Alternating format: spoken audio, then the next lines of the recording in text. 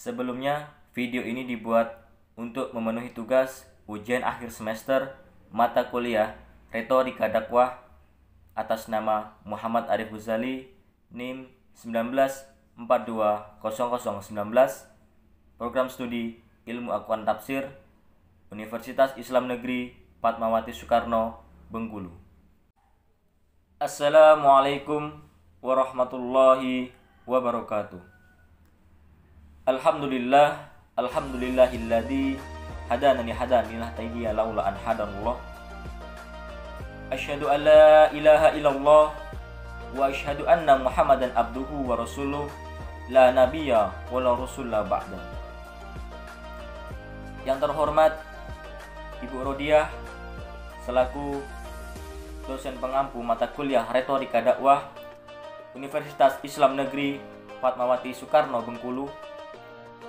Yang saya hormati teman-teman seperjuangan Program Studi Ilmu Al-Quran Tafsir Universitas Islam Fatmawati Soekarno, Bengkulu, dan saudara-saudariku kaum muslimin dimanapun Anda berada. Pertama-tama dan yang paling utama, marilah kita berbanyak syukur kepada Allah Subhanahu wa Ta'ala atas banyaknya kenikmatan yang telah Allah berikan, baik itu nikmat Islam, ihsan, kesehatan, rezeki, dan banyak lagi. Dan mudah-mudahan dari sekian banyak nikmat yang telah Allah berikan kepada kita, kita dapat jadikan semua nikmat itu bekal untuk menjadi amal kebajikan di yaumil akhir kelak. Selanjutnya, sholawat serta salam semoga selalu kita curahkan kepada junjungan kita Nabi Yuna Muhammad sallallahu alaihi wasallam sebagai suri tauladan, uswatun hasanah bagi umat Islam yang kita pegang ajaran dan sunnah-sunnahnya. Mudah-mudahan sampai detik ini pula kita termasuk umatnya yang berpegang teguh dengan ajarannya, dan Allah meridhoi kita sebagai umat yang mendapat syafaat di yaumil akhir kelak. Amin. Allahumma amin. Pada kesempatan kali ini, perkenalkan saya menyampaikan sepatah dua patah kata mengenai akhlakul karimah dalam konsep agama Islam. Seperti yang kita ketahui, akhlak berasal dari kata khuluq yang berarti tabiat, kebiasaan, atau perangai. Dalam Islam, akhlak dibedakan menjadi dua. Yang pertama, akhlak mahmudah yang berarti akhlak terpuji, dan yang kedua adalah akhlak mazmumah yang berarti kebalikannya, akhlak yang buruk. Dalam ajaran agama Islam, akhlak memegang peran penting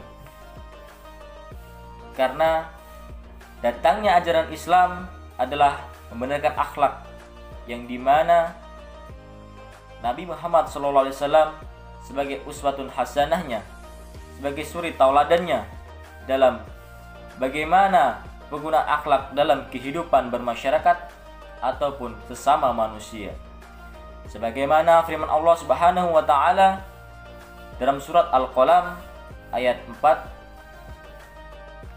yang berbunyi, Bismillahirrahmanirrahim, fa innaka la'ala khuluqil adim.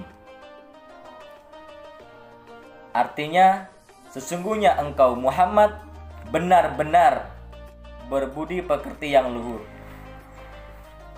Dari ayat di atas dapat kita petik bahwasanya hikmahnya Nabi Muhammad SAW diturunkan di dunia ini sebagai suri tauladan, pembenar, di mana pada waktu itu akhlak kepribadian masyarakat Arab khususnya mengalami penurunan dalam segi akhlak.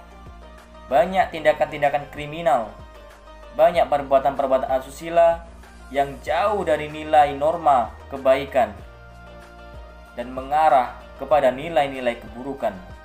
Tentunya pada masa saat itu, urgensi akhlak yang baik sangat jauh dari nilai keislaman yang telah Rasulullah SAW ajarkan dalam kehidupan. Karena bagaimana sendiri Rasulullah SAW adalah salah satu suri tauladan dalam menjaga perasaan atau pentingnya menjaga perasaan seseorang terhadap teman, saudara, ataupun yang lainnya. Akhlak dalam ajaran Islam memegang poin penting dalam kehidupan. Tatkala tak jarang manusia melupakan akhlak, manusia melupakan budi pekerti yang luhur, tetapi sesungguhnya di balik itu semua, akhlak adalah bawaan hati nurani manusia yang harus dikeluarkan, karena urgensinya akhlak adalah nilai kebaikan yang lahir dari diri seseorang yang dikeluarkan secara tanpa pikir panjang. Seseorang yang memiliki budi pekerti yang baik, memiliki akhlak yang baik, maka yang akan dia keluarkan, perilaku, ucapan, dan perbuatan tentunya adalah perilaku dan perbuatan yang baik. Maka jangan jadikan kebiasaan tabiat diri kita menanamkan perbuatan-perbuatan yang buruk. Jika tabiat, kebiasaan yang kita keluarkan perbuatan itu selalu perbuatan yang buruk, maka nilainya adalah nilai negatif. Semua yang keluar dari ucapan, perbuatan, maka adalah perbuatan yang buruk. Dalam masyarakat, nilai seseorang dalam berbuat positif, berbuat kebaikan, saling tolong menolong, mengasihi sesama muslim, maka akan menjadi nilai positif yang dapat dicontoh, yang dapat dinilai, dan dapat menjadi salah satu pandangan sehingga masyarakat memiliki sosok ataupun masyarakat akan menjadi masyarakat yang baik apabila dalam suatu wilayah masyarakatnya memegang akhlak, memegang budi pekerti yang baik. Dari contoh kecil, saling sapa, senyum, tolong menolong dalam kehidupan, maka masyarakatnya akan menjadi masyarakat yang damai, menjadi masyarakat yang hidup rukun, dan masyarakat yang tentram. Jadi dapat kita katakan bahwasanya lahirnya masyarakat yang aman, damai, rukun, dan tentram karena banyaknya humanisme di dalamnya yang mengamalkan perbuatan akhlakul karimah yang baik, perbuatan budi pekerti yang baik, sehingga masyarakatnya mencerminkan masyarakat yang damai, aman, dan tentram. Saudara-saudariku yang berbahagia, oleh karena itu di era globalisasi sekarang ini, di mana yang kita lihat bahwasannya banyak terjadi kemunduran nilai, kemunduran dari akhlakul karimah. Dapat kita lihat di mana-mana terjadi pembunuhan, tindakan asusila, tindakan pembunuhan, menghilangkan nyawa seseorang, merampas hak, mencuri, korupsi, pengadilan yang tidak adil, dan semua itu adalah bentuk dari kemerosotan akhlak yang jauh dari nilai keislaman. Oleh karena itu, dari detik ini, marilah kita mulai memperbarui perilaku, perbuatan, maupun ucapan dalam kehidupan sehari-hari, mendekatkan kepada nilai-nilai keislaman, di mana dalam Islam telah diajarkan bahwasanya seseorang dalam kehidupan bermasyarakat menjunjung tinggi akhlak dan berbuat baik pada sesama.